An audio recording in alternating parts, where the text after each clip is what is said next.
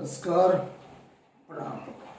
शौर्य रस स्तंभ भारतीय धर्म, अध्यात्म, संस्कृति, हजारों लाखों करोड़ों देवी देवता है, उत्कृष्ट महान संस्कृति, फिर भी उसकी कुछ काली छाया है। कहते हैं वेदों का उद्गम कैसे हुआ। ब्राह्मणी भाषा या उनकी चतुराई की कयामत की सृष्टि प्रक्रिया सिद्धांत उन्होंने बनाया। हिंदुस्तान में 100 करोड़ हिंदू हैं जो अपने वेद को पवित्र धर्म ग्रंथ मानते हैं।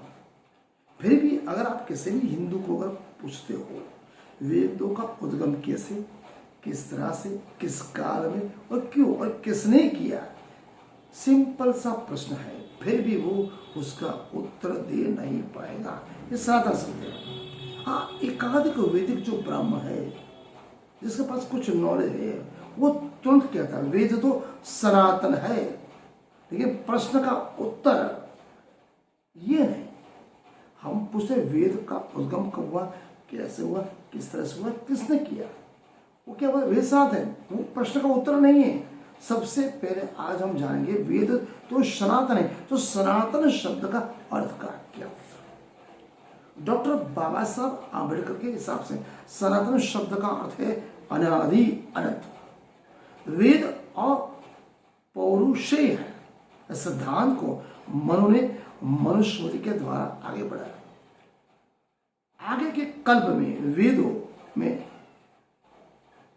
परमात्मा त्रिकालदर्शी ब्रह्मा की स्मृति में समाना था और वर्तमान कल्पना के आरंभ में जो वेद है उसमें अग्नि, वायु और सूर्य कालांतर में सुना है। वेद स्वयं कहता है कि ऋग्वेद अग्नि के देन है, यजुर्वेद वायु की, सामवेद सूर्य ने दिया। इस मान्यता को हम इनकार नहीं कर सकते। कल्लुक भट्ट की बात समझ, कल्प का अर्थ क्या होता है। कल्प वैदिक ब्राह्मणों ने द्वारा की गई काल गणना है, जिसमें वर्ष, युग, महायुग, मनवंतर और कल्प इस प्रकार के ब्राह्मणों ने काल की गणना की। उसमें 4 युग है, सतयुग, द्वापर, त्रेता और कलयुग। या सतयुग का कृत युग भी कह सकते हो। ये 4 युग का जो क्रम है वो प्रथम युग जैसे ही पूर्ण होता है तुरंत दूसरे युग की प्रारंभ होती है। इस तरह से ये चक्र चलता रहता है। हर एक चक्र युग के पूरे होने के बाद एक महायुग चलता है। इस महायुग के बाद फिर कृत युग, फिर सतयुग, फिर त्रेता, फिर द्वापर, फिर कलयुग। मतलब कलयुग की पूर्णता इस तरह से पूरी होती है। महायुग और कलयुग में कोई विवाद नहीं है, लेकिन इकहत्तर महायुग के बाद एक कल्प होता है, ऐसा वेद बताते हैं। महायुग और मनवंतर दोनों के बीच में 71 युग महायुग, उससे कुछ ज्यादा कि समय का अर्थ कहने का तात्पर्य ब्राह्मण जो है इस बारे में सस्पष्ट हमें जानकारी नहीं दी, उससे मैं निष्पन्न नहीं। कल्प का विचार सृष्टि का निर्माण एवं प्रलय, सृष्टि का निर्माण होना, प्रलय और घनिष्ठ, सृष्टि का प्रारंभ कब होगा, प्रलय कब होगा, वो वेदों की उत्पत्ति से कल्प के साथ एक दूसरे का संकलित है। इसका अर्थ यह है कल्प का आरंभ सृष्टि के आरंभ से होता है। प्रत्येक वेद कल्प के साथ शुरू होता है।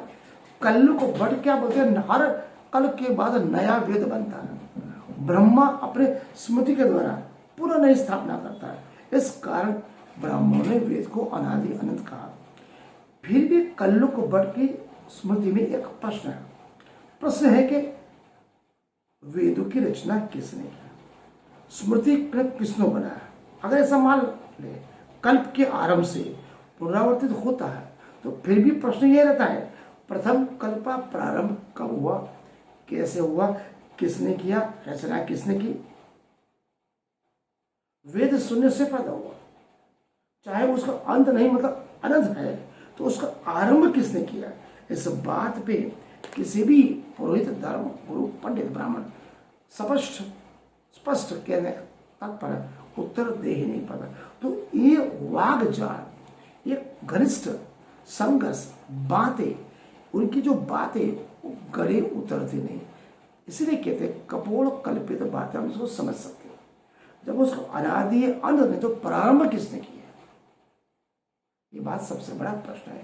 डॉक्टर बाबा साहब आंबेडकर इसी बारे में कहते हैं कि ब्राह्मणी भाषा यह वाक जाल कला की कला मतलब सनातन मतलब अनादि अनंत। तो अनादि तो शुरुआत तो कहीं ना कहीं हुई है, तो उस अनादि हर एक कल के बाद महायुग का प्रारंभ, उसके बाद प्रलय, फिर कल्प, तो ये एकत्र धीरे धीरे बढ़ता है। तो उसमें जो बात गणना है उसके बाद में चौकस प्रणाली जानने का हमें देगा है। वो तार्किक और दलील एवं साइंस के तौर पर इसको जानने और परखने के बारे में कल हम तीसरे अध्याय में वेदों की उत्पत्ति, उसमें अन्य शास्त्रों के प्रमाण हम कल तीसरे अध्याय में आपको बताएंगे।